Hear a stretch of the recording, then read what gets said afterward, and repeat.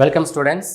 In the online video la நம்ம பார்க்க போற topic fibre optics. Okay, previous வீடியோல லேசர் பத்தி டிஸ்கஸ் பண்ணியிருப்போம். இப்போ நம்ம பார்க்க போறது ஃபைபர் ஆப்டிக்ஸ். இப்போ நீங்க EC and EEE ஸ்டூடெண்ட்ஸா இருந்தா ஃபைபர் ஆப்டிக் கம்யூனிகேஷன் அப்படிங்கிற ஒரு பேப்பரை I think 5th or 6th செமஸ்டர்ல படிச்சிருப்பீங்க. பட் மெக்கானிக்கல் அண்ட் சிவில் ஸ்டூடெண்ட்ஸுக்கு இது கொஞ்சம் பார்க்காத டாபிக் தான்.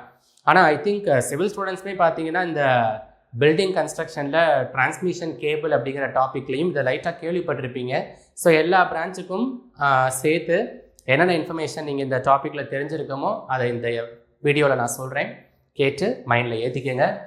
ஸோ ஃபைபர் ஆப்டிக்ஸ் பெரும்பாலும் எதுக்காக யூஸ் பண்ணுறாங்கன்னா, it is a closed channel communication medium அப்படிம்பாங்க.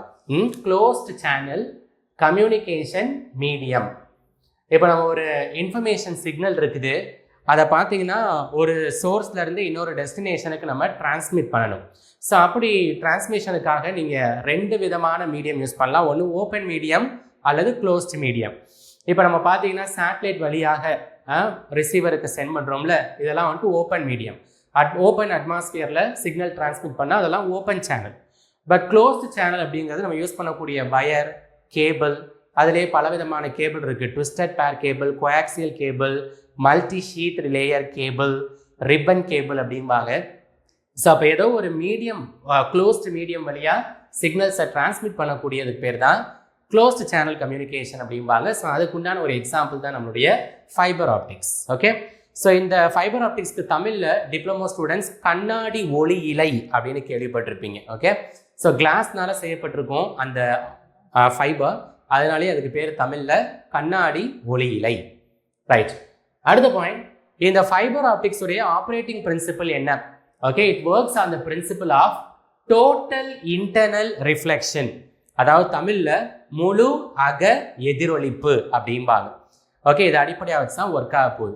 ஸோ டிஐஆர்னா என்ன, அதுக்குண்டான எக்ஸ்பிளனேஷன் இப்போ நான் கொடுக்க போகிறேன்.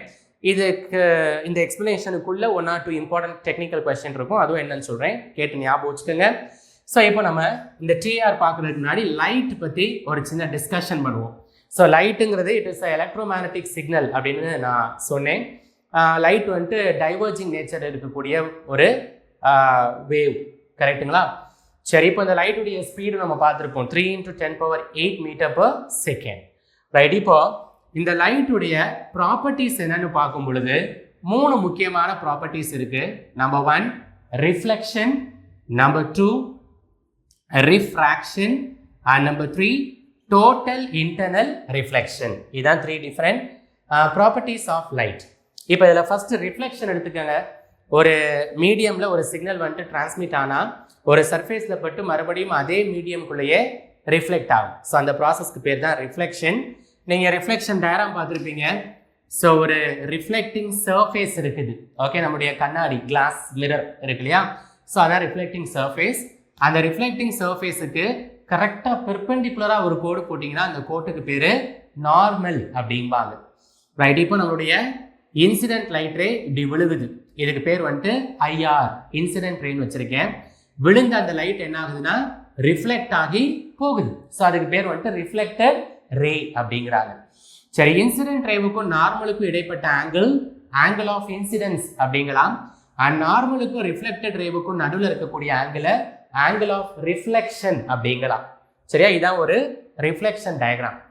இப்போ நான் அனுப்புகிற லைட் ரே பர்ஃபெக்டாக ரிஃப்ளெக்ட் ஆகணும்னா 2 கண்டிஷன் இருக்குது. அந்த கண்டிஷனை தான் நம்ம என்ன சொல்கிறோம், லாஸ் ஆஃப் ரிஃப்ளெக்ஷன் அப்படின்னு சொல்கிறோம். ஓகே, அந்த 2 கண்டிஷன் என்னன்னா, number 1 angle of incidence should be equal to angle of reflection, 2 ஆங்கிளும் ஈக்குவலாக இருக்கணும். அதே மாதிரி அடுத்து second point, incident ray, reflected ray and normal should lie on a same plane. இந்த இருக்கு இல்லையா, ஒரே பிளேனுக்கு மேலே தான் incident ray, normal, reflected ray 3மே இருக்குது. ஸோ இந்த 2 கண்டிஷனை தான் நம்ம என்ன சொல்கிறோம், லாஸ் ஆஃப் ரிஃப்ளெக்ஷன் அப்படிங்கிறோம். ஓகேங்களா? அண்ட் இன்னொரு பாயிண்ட், பொதுவாகவே ரிஃப்ளெக்ஷன்னா நீங்கள் மிரரில் பார்க்கும் பொழுது ஒரே ஒரு இமேஜ் தான் பார்க்க முடியும், கரெக்டுங்களா? அதே நீங்கள் மல்டிபிள் ரிஃப்ளெக்ஷன் அப்படிங்கிற ஒரு வார்த்தை கேள்விப்பட்டிருப்பீங்க. தமிழில் பன்முக எதிரொலிப்பு அப்படிம்பாங்க. நீங்கள் பார்பர் ஷாப் போனாலும் சரி, இல்லை பியூட்டி பார்லர் அல்லது ஜிம் போய் பார்க்கும் பொழுது பார்த்துருக்கலாம், சுற்றி வர நிறையா கண்ணாடி வச்சிருக்கிறதுனால ஒரு ஆப்ஜெக்ட்டுக்கு பல இமேஜ் உற்பத்தி ஆகும் இல்லையா? ஸோ அந்த ப்ராசஸ்க்கு பேர் தான் மல்டிபிள் ரிஃப்ளெக்ஷன் அப்படிம்பாங்க. ஓகேங்களா? ஸோ இதெல்லாம் டைப்ஸ் ஆஃப் ரிஃப்ளெக்ஷன், அதை கொஞ்சம் தேவையில்லை, ஜஸ்ட் பாயிண்ட் மட்டும் ஞாபகம் வச்சுக்கோங்க. அடுத்து செகண்ட் லைட் ப்ராப்பர்ட்டி ரிஃப்ராக்ஷன். ரிஃப்ராக்ஷன்னா என்ன? Bending of light ray when it is traveling from one medium to another medium having different density. இந்த பாயிண்ட் தான் இம்பார்ட்டன்ட். ஓகே, ஃபார் எக்ஸாம்பிள் இப்போ நீங்கள் ஸ்விம்மிங் பூல் பார்க்குறீங்க, ஆழம் அதிகமாக இருந்தாலுமே அந்த அளவுக்கு ஆழம் மாதிரி நமக்கு பார்க்கும் பொழுது தெரியாது. ஸோ என்ன காரணம்னா லைட் ரே தண்ணீரை தாண்டி காற்றை தாண்டி நம்ம கண்ணுக்கு வந்து சேரணும்.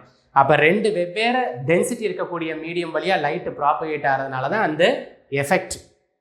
அதே மாதிரி ஒரு ஒயிட் ஷீட்டில் வந்துட்டு பிளாக் கலர் பென்னை வச்சு லெட்டர்ஸ் எழுதுறீங்க. ஸோ அந்த பேப்பருக்கு மேலே ஒரு சின்ன டிரான்ஸ்பரண்ட் கிளாஸை வச்சு பார்க்கும் பொழுது எழுத்தெல்லாம் மேலே தூக்குற மாதிரி தெரியும், ரைட்டுங்களா? ஸோ என்ன காரணம்? லைட் ரே மறுபடியும் கிளாஸை தாண்டி ஏரை தாண்டி கண்ணுக்கு வந்து சேரணும், அதனால் அந்த எஃபெக்ட். ஓகே, ஸோ ஒரு மீடியம்லேருந்து இன்னொரு மீடியமுக்கு லைட் ரே ட்ராவல் பண்ணும் பொழுது அதனுடைய பாதையில் ஏற்படக்கூடிய அந்த பெண்டிங்கை தான் நம்ம என்ன சொல்கிறோம்? ரிஃப்ராக்ஷன் அப்படிங்கிறோம். சரியா? சரி, இதில் நீங்கள் ஒரு பாயிண்ட் கேள்விப்பட்டிருப்பீங்க, ரிஃப்ராக்டிவ் இண்டெக்ஸ் அப்படிங்கிற ஒரு வார்த்தை கேள்விப்பட்டிருப்பீங்க. ரிஃப்ராக்டிவ் இண்டெக்ஸ்னா தமிழில் ஒளி விலகல் எண் அப்படின்னு பேர். ஸோ எந்த அளவுக்கு ஒரு லைட் ரே பெண்ட் ஆகுது, ஓகே, ஸோ அந்த பெண்டிங் ஃபேக்டரை கால்குலேட் பண்ணுறதுக்காக தான் ரிஃப்ராக்டிவ் இண்டெக்ஸ் அப்படிங்கிற பெராமீட்டர் யூஸ் ஆகும்.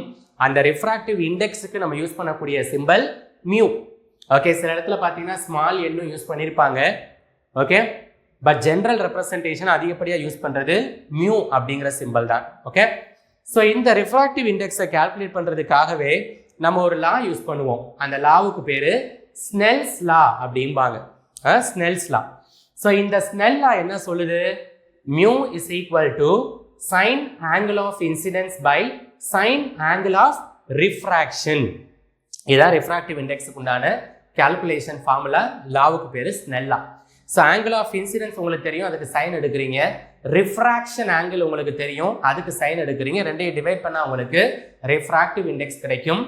அண்ட் ரிஃப்ராக்டிவ் இண்டெக்ஸுக்கு எந்த ஒரு யூனிட்டும் இருக்காது, ஏன்னா மேலேயும் சைன் ஆங்கிள் கீழேயும் ஆங்கிள்ங்கிறப்ப கட்டாயம். So refractive index will have no unit. Okay, சரி, இப்போ நம்ம இந்த ரிஃப்ராக்ஷன் பற்றி கொஞ்சம் நான் டீட்டெயிலாக சொல்கிறேன். இதில் ஒரு இம்பார்ட்டன்ட் கொஸ்டினும் இருக்குது பாருங்கள். ஸோ ரிஃப்ராக்ஷன் எப்போ நடக்கும்? ரெண்டு வெவ்வேறு டென்சிட்டி இருக்கக்கூடிய மீடியம் எடுத்தால் நமக்கு வரக்கூடிய எஃபெக்ட் தான் ரிஃப்ராக்ஷன். ஸோ இப்போ நான் என்ன பண்ணுறேன், கீழே ஒரு ரேரர் மீடியம் அண்ட் மேலே ஒரு டென்சர் மீடியம் எடுக்கிறேன். ரேரர்னா டென்சிட்டியாக குறைவாக இருக்கக்கூடிய medium, for example air. And டென்சர்னா அடர்த்தி அதிகமாக இருக்கக்கூடிய medium, for example glass. Okay, so இப்போ இந்த ரெண்டு மீடியத்துடைய ஜங்ஷன்லையும் ஒரு பிளேன் உற்பத்தி ஆகுது. ஸோ அந்த பிளேனுக்கு பெர்பெண்டிகுலராக ஒரு கோடு வரைஞ்சா அதுக்கு பேர் தான் என்ன? நார்மல். இப்போ நான் என்னுடைய லைட் ரேவை ரேரர் மீடியத்திலேருந்து டென்சர் மீடியம் நோக்கி பாஸ் பண்ணுறேன். ஓகே, ஸோ அப்படி பாஸ் பண்ணும் பொழுது வெளியே வரக்கூடிய ரிஃப்ராக்டட் ரே என்னாகும்? It will bend towards the normal. Okay, so ஆக்சுவலாக இந்த பாதை இப்படி எக்ஸ்டெண்ட் பண்ணால் இப்படி தானே போயிருக்கணும், ஆனால் அப்படி போகாமல் நார்மலுக்கு நெருங்கி போகும். ஓகேவா? ஸோ அப்போ இந்த இடத்துல நார்மலுக்கும் இந்த இன்சிடென்ட் ரேவுக்கும் ஆங்கிள் ஆஃப் இன்சிடென்ஸ் மார்க் பண்ணிக்கோங்க. நார்மலுக்கும் இந்த ரிஃப்ராக்டட் ரேவுக்கும் நடுவில் angle of refraction angle r டேஷன் மார்க் பண்ணிக்கோங்க. இப்போ எது ஜாஸ்தியாக இருக்கும்?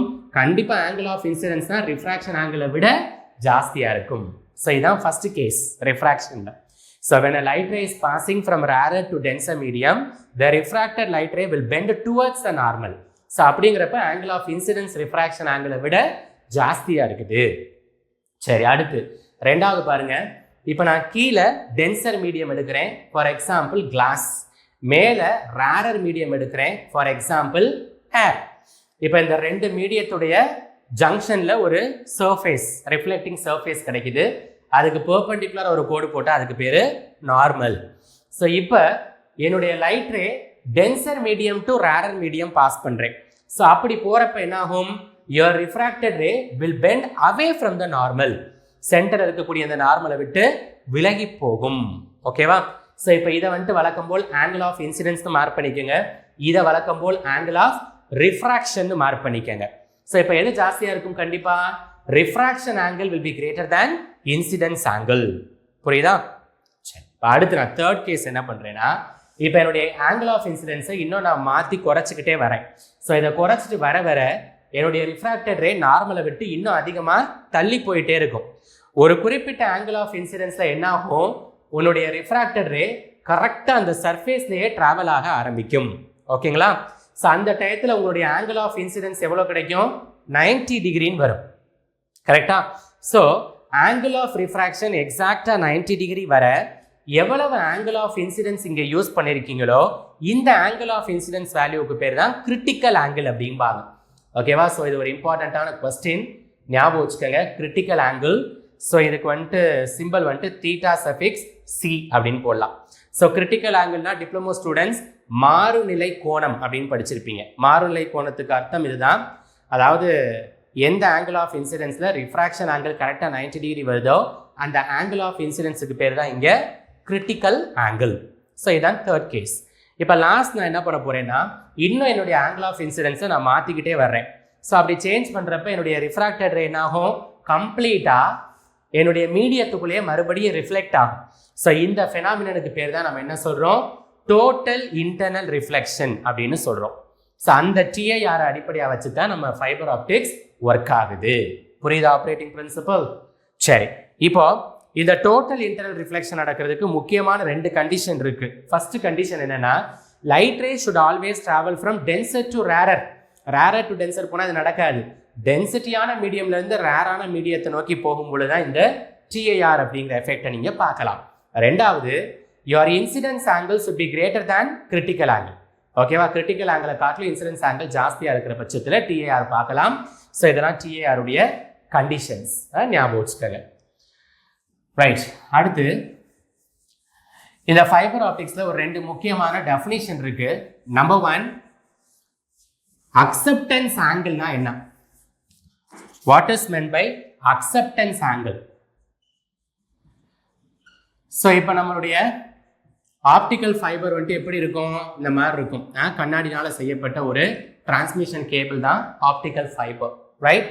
ஸோ இதில் பார்த்தீங்கன்னா இப்படி டபுள் லேயர்ஸ் போட்டுக்குவோம். மேலேயும் கீழே வந்துட்டு டபுள் லேயர் இருக்குது. ஓகே, ஸோ இந்த சென்டர் பார்ட்டுக்கு பேர் நம்ம என்ன சொல்லுவோம், கோர் அப்படிம்போம். அவுட்டர் பார்ட்டுக்கு பேர் நம்ம கிளாடிங் அப்படின்னு சொல்லுவோம். ஓகேங்களா?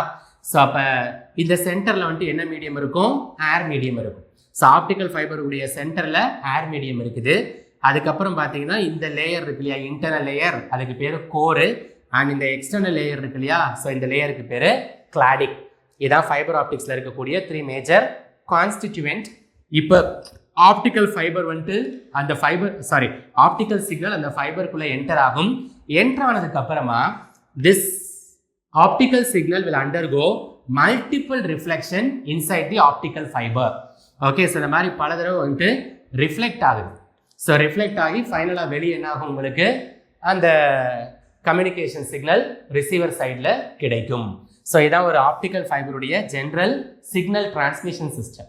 ஸோ உள்ளுக்குள்ள மல்டிபிள் டைம் ரிஃப்ளெக்ட் ஆகுதுயா, ஸோ அந்த ப்ராசஸ்க்கு பேர் தான் நம்ம டோட்டல் இன்டர்னல் ரிஃப்ளெக்ஷன் அப்படிம்போம். சரி, இதில் ஆப்டிக்கல் ஃபைபருக்குள்ள எந்த ஆங்கிளில் ஆப்டிக்கல் சிக்னல் என்டர் ஆகுதோ அந்த ஆங்கிளுக்கு பேர் தான் நம்ம அக்செப்டன்ஸ் ஆங்கிள் அப்படின்னு சொல்லுவோம். ஓகேவா? The angle at which the light or optical signal will enter into the optical fiber. So அந்த ஆங்கிளுக்கு பேர் அக்செப்டன்ஸ் ஆங்கிள். அண்ட் அதுக்குண்டான சிம்பிள் தீட்டா சஃபிக்ஸ் ஏ. தீட்டா சினா கிரிட்டிக்கல் ஆங்கிள் பார்த்தோம், இது தீட்டா ஏங்கிறது அக்செப்டன்ஸ் ஆங்கிள். ரைட், அடுத்த definition numerical aperture. Numerical aperture அப்படின்னா என்ன? இந்த அக்செப்டன்ஸ் ஆங்கிளுக்கு சைன் ஃபங்க்ஷன் எடுத்தீங்கன்னா அதுக்கு பேர் தான் நியூமரிக்கல் அப்பர்ச்சர் அப்படிம்பாங்க. ஸோ அப்போ formula NA is equal to sin of theta A. Okay, numerical aperture is equal to sin of the acceptance angle. சரி, இது வந்துட்டு ஃபார்முலா. எதுக்காக நியூமரிக்கல் அப்பர்ச்சர் போகிறோம் அப்படின்னா, it will indicate light gathering capacity of optical fiber. அதாவது பல direction இருக்கக்கூடிய optical signal வந்துட்டு அந்த ஃபைபருக்குள்ளே போகணும்.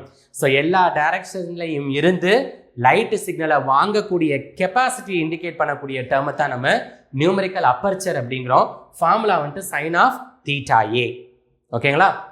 சரி, அடுத்தது இதில் டிஃபரெண்ட் டைப் ஆஃப் ஃபைபர் ஞாபகம் வச்சுக்கணும். ஸோ ஃபஸ்ட்டு டைப் பார்த்தீங்கன்னா பேஸ்ட் அப்பான் மெட்டீரியல். ஸோ என்ன பொருளை வச்சு அந்த ஃபைபர் ஆப்டிக்ஸை செஞ்சுருக்கோம் அதை வச்சு எப்படியெல்லாம் பிரிக்கிறோம். ஸோ இதுக்குள்ள நம்பர் 1 கிளாஸ் ஃபைபர். ஸோ கண்ணாடியை வச்சு அந்த ஃபைபரை வந்துட்டு கன்ஸ்ட்ரக்ட் பண்ணியிருப்போம். அண்ட் இந்த கிளாஸ் ஃபைபரில் கோர் எதனால செய்யப்பட்டிருக்குது, கிளாட் எதனால செய்யப்பட்டிருக்கு அப்படிங்கிற ஞாபகம் வச்சுக்கோங்க. ஓகே, ஸோ கோர்னா நான் வந்துட்டு இன்டர்னல் லேயர் அப்படின்னு சொன்னேன், கிளாட்னாக்க எக்ஸ்டர்னல் லேயர் அப்படின்னு சொன்னேன் இல்லையா. ஸோ கோர் வந்துட்டு it is made up of mixture of germanium oxide and silicon dioxide. Okay, germanium oxide silicon dioxide ரெண்டும் சேர்ந்த கலவையை வச்சு தான் கிளாஸ் ஃபைபரில் கோர் செஞ்சுருக்காங்க. அதே இது கிளாடிங் செய்யறதுக்கு தேவையான பொருள் வெறும் சிலிக்கன் டை ஆக்சைடு. ஓகே, சரி, அடுத்தது பி பிளாஸ்டிக் ஃபைபர். அது கிளாஸ் ஃபைபர் மாதிரி, இது பிளாஸ்டிக் ஃபைபர். ஸோ மறுபடியும் இதில் பார்த்தீங்கன்னா core and cladding, internal layer external லேயர்னு பிரிக்கிறோம். ஸோ இன்டர்னல் லேயர் செய்யறதுக்கு தேவைப்படக்கூடிய பிளாஸ்டிக் எதுனா பாலிஸ்டைரீன் அப்படிங்கிற மெட்டீரியலை வச்சு தான் கோர் செஞ்சிருக்கோம். அதே மாதிரி கிளாடிங் செய்யறதுக்கு பயன்படுத்தக்கூடிய பிளாஸ்டிக்கு பேரு methyl methacrylate. Okay, so in plastic fiber core is made up of polystyrene and clad is made up of methyl metacrylate. இதான் வந்து மெட்டீரியல்ஸ் அடிப்படையாக வச்சு ரெண்டு கிளாசிஃபிகேஷன். அடுத்து second one based upon mode. Okay, மோட்னா என்னன்னா அந்த ஆப்டிக்கல் ஃபைபருக்குள்ள எத்தனை ஆப்டிக்கல் சிக்னலை டிரான்ஸ்மிட் பண்றீங்களோ அந்த கவுண்ட்டுக்கு பேர் தான் மோட் அப்படிம்பாங்க. ஸோ இப்போ நான் வரைஞ்சிருக்க இந்த ஃபிகரில் பார்த்தீங்கன்னா ஒரே ஒரு லைட் சிக்னல் மட்டும்தான் டிரான்ஸ்மிட் ஆகுது. இதுக்கு பேர் என்ன, single mode fibre. So short form வந்துட்டு எஸ்எம்னு போட்டிருப்பாங்க. எஸ்எம்னா single mode, it is used for transmitting only one optical signal. அதே இது ஒன்றுக்கு மேற்பட்ட லைட் சிக்னல், ஓகே, நிறைய ஆப்டிக்கல் சிக்னல்ஸை டிரான்ஸ்மிட் பண்ணால் அதுக்கு பேர் எம்எம் ஃபைபர், அதாவது மல்டிமோட் ஃபைபர் அப்படிம்பாங்க. Okay, so when it is transmitting one optical signal it is called single mode. When more than one optical signals are transmitted they are called multimode fibers, right? அடுத்து third classification based upon refractive index. refracted signal bend ஆகுதோ அதை indicate பண்ணக்கூடிய parameter தான் refractive index. அதை calculate பண்றதுக்கு Snell's லா use பண்ணோம் இல்லையா. So அந்த refractive index வேல்யூ வச்சு எப்படி பிரிக்கிறாங்கன்னா step index fiber and graded index fiber. So short form வந்துட்டு உங்க புக்ல SI and GI னு போட்டிருப்பான். SI னா step index, GI னா graded index. இது என்ன நான் சொல்றேன், step index னா என்னன்னா இப்போ ஆப்டிக்கல் ஃபைபருடைய சென்டர்ல ஏர் இருக்குது, அடுத்து கோர் இருக்குது, வெளியே கிளாடிங் இருக்குது இல்லையா. ஸோ ரிஃப்ராக்டிவ் இண்டெக்ஸ் வந்துட்டு ஸ்டெப் பை ஸ்டெப்பா சேஞ்ச் ஆகும். ஓகே, ஸோ ஏர் மீடியத்தில் 0.9 இருந்தா அடுத்து கோர் மீடியத்தில் 0.8, அடுத்து கிளாட்ல 0.7. ஸோ இப்படி starting from internal air medium towards external cladding refractive index உடைய வேல்யூ ஸ்டெப் பை ஸ்டெப்பாக மாறிட்டு வரக்கூடிய ஃபைபரை தான் நம்ம ஸ்டெப் இண்டெக்ஸ் ஃபைபர் அப்படிங்கிறோம். அதே இது கிரேடட் இண்டெக்ஸ் ஃபைபர்னா என்ன தெரியுமா, இப்போ நம்ம சென்டரில் பார்த்தீங்கன்னா ஏர் மீடியத்தில் ஒரு ரிஃப்ராக்டிவ் இண்டெக்ஸ் இருக்கும், அப்புறம் கிளாட் அண்ட் கோர். ஸோ இந்த ரெண்டுக்கும் நடுவில் இருக்கு இல்லையா, வெளியே வந்துட்டு கிளாடிங், இன்டர்னல் வந்துட்டு கோர். ஸோ அந்த கிளாடுக்கும் கோருக்கும் நடுவில் இருக்கக்கூடிய ரிஃப்ராக்டிவ் இண்டெக்ஸ் வேற மாதிரி இருக்கும். வெளியே இருக்கக்கூடிய கிளாடிங்ல வித்தியாசமா இருக்கும், உள்ள இருக்கக்கூடிய கோர்ல வித்தியாசமா இருக்கும். ஸோ இப்படி இருக்கிறது சென்டர் ஏர் மீடியம்க்கு ஒரு ரிஃப்ராக்டிவ் இண்டெக்ஸ், அதுக்கப்புறம் கிளாடிங்க்கு ஒரு ரிஃப்ராக்டிவ் இண்டெக்ஸ், கோருக்கு ஒரு ரிஃப்ராக்டிவ் இண்டெக்ஸ், கிளாடிங்க்கும் கோருக்கும் நடுவில் இருக்கக்கூடிய இன்டர் ரீஜன் இருக்கு இல்லையா, அதில் ஒரு ரிஃப்ராக்டிவ் இண்டெக்ஸ். இப்படி வித்தியாசமாக மாறுபட்டு ரிஃப்ராக்டிவ் இண்டெக்ஸஸ் வேல்யூ காணப்பட்டால் அதுக்கு பேர் தான் கிரேடட் இண்டெக்ஸ். ஸோ இதில் வந்துட்டு uniformly and step by step variation இருக்கும். இதில் பார்த்தீங்கன்னா அப்படி ஸ்டெப் பை ஸ்டெப் வேரியேஷன் இருக்காது, சடனாக பார்த்தீங்கன்னா வித்தியாசமான ரிஃப்ராக்டிவ் இண்டெக்ஸ் வேல்யூஸ் எல்லாம் நீங்கள் பார்க்கலாம். இதுதான் different classifications of optical fibres, right? Okay, அடுத்து நீங்கள் இதில் ஞாபகம் வச்சுக்க வேண்டியது பவர் லாஸ். நம்ம எவ்வளவு சிக்னல் வந்துட்டு ஆப்டிக்கல் ஃபைபரில் இன்புட்டாக கொடுக்குறோமோ அவ்வளவு சிக்னலுமே அவுட்புட்டில் வராது. ஓகே, ஸோ தியரட்டிக்கலாக இருக்கக்கூடிய ஒரு சிஸ்டமில் வேணால் அப்படி நீங்கள் எஃபிஷியன்சி ரொம்ப அதிகமாக பார்க்கலாம். ஆனால் ப்ராக்டிக்கலி வந்துட்டு அது பாசிபிள் கிடையாது. கண்டிப்பாக கொஞ்ச அளவு இன்ஃபர்மேஷனாவது லாஸ் ஆகும். ஸோ அந்த பவர் லாஸ் அப்படிங்கிறத தான் நம்ம ஆப்டிக்கல் ஃபைபரில் எப்படி சொல்லுவோம், அட்டெனுயேஷன் அப்படின்னு சொல்லுவோம். ஓகே, அட்டெனுயேஷன்னா power loss from optical fibre. So அதை இண்டிகேட் பண்ணக்கூடிய டெக்னிக்கல் டேர்முக்கு பேர் அட்டெனுயேஷன். அண்ட் இதை ரெப்ரசென்ட் பண்ணுறதுக்காக நம்ம யூஸ் பண்ணக்கூடிய சிம்பிள் தான் ஆல்ஃபா. ஓகே, சரி, இதுக்கு ஒரு ஃபார்முலா இருக்குது. Attenuation alpha is equal to -10 log of P0 divided by PI. So இதில் PO அப்படிங்கிறது என்ன, அவுட்புட் பவர், PIங்கிறது இன்புட் பவர். ஸோ ரெண்டுக்கும் ரேஷியோ பார்த்து லாகரிதமிக் ஃபங்க்ஷன் எடுத்தால் நமக்கு ஆல்ஃபா கிடைக்கும். So attenuation calculation formula in optical fibre இதுதான். Alpha is equal to -10 log of P0/Pi.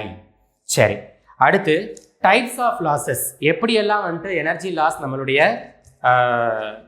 Optical ஃபைபரில் நடக்கலாம். ஓகே, ஸோ ஃபர்ஸ்ட் ஒன்றுக்கு பேர் அப்சார்ப்ஷன் லாஸ் அப்படிம்பாங்க. ஓகே, அதுனா அப்சார்ப்ஷன் லாஸ் பேர்லேயே தெரியுது. இப்போ நம்ம கிளாஸை வச்சு தான் வந்துட்டு நம்ம செஞ்சுருக்கோம் ஃபைபர் ஆப்டிக்ஸை.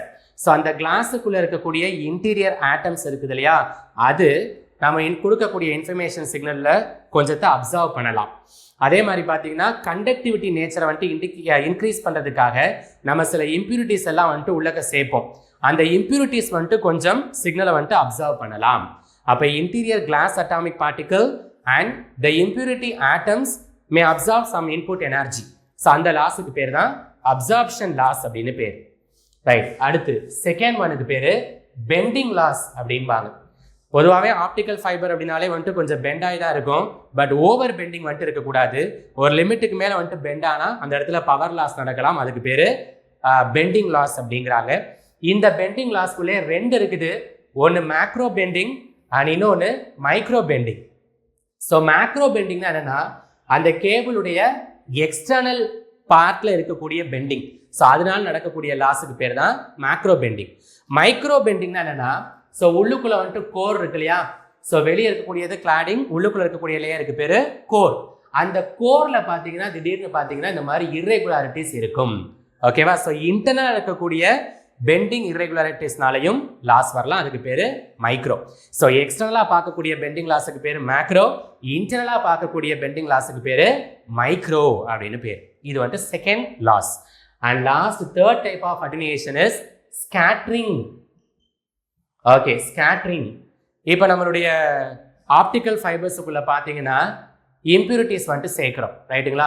சில இம்ப்யூரிட்டி இப்போ நம்ம மெட்டீரியல் சயின்ஸில் படிக்க போகிறோம். இந்த மெட்டீரியல்ஸ் கிளாசிஃபிகேஷனில் கொலாய்டல் இம்ப்யூரிட்டி அப்படின்னு நீங்கள் ஒன்று படிச்சிருப்பீங்க. கொலாய்டுனா என்ன, கூழ்மத்தன்மை இருக்கக்கூடிய இம்ப்யூரிட்டிக்கு பேர் தான் கொலாய்டல் இம்ப்யூரிட்டி அப்படிம்பாங்க. ஸோ அந்த கொலாய்டல் இம்ப்யூரிட்டி ஆட்டம் என்ன பண்ணுன்னா தனக்குள்ளே வரக்கூடிய சிக்னலை அப்சர்வ் பண்ணி பல டைரக்ஷனில் ஸ்கேட்டர் பண்ணிவிடும். ஸோ அப்படி நடக்கக்கூடிய ஸ்கேட்டரிங்க்கு பேர் தான் நம்ம என்ன சொல்லுவோம்னா ராலே ஸ்கேட்டரிங் அப்படின்னு சொல்லுவோம். RAELEIGH. ஸோ ராலே ஸ்கேட்டரிங் அப்படின்னாக்க scattering of incoming signals by colloidal impurity particle present in a material. So அந்த ராலே ஸ்கேட்டரிங்னால நடக்கக்கூடிய லாஸை தான் இங்கே ஜென்ரலாக ஸ்கேட்டரிங் லாஸ் அப்படிங்கிறாங்க. இதுதான் 3 important laws present in optical fibers, right? So இந்த வீடியோவில் ஃபைபர் ஆப்டிக்ஸ் பற்றி டிஸ்கஸ் பண்ணியிருக்கோம். ஏதாவது டவுட்ஸ் இருந்தால் கமெண்ட் செக்ஷனில் கேளுங்க. சொன்ன கான்செப்ட்ஸ் எல்லாத்தையுமே தரோவாக ரிவைஸ் பண்ணிக்கோங்க. அடுத்த ஆன்லைன் வீடியோவில் மீட் பண்ணலாம். தேங்க்யூ.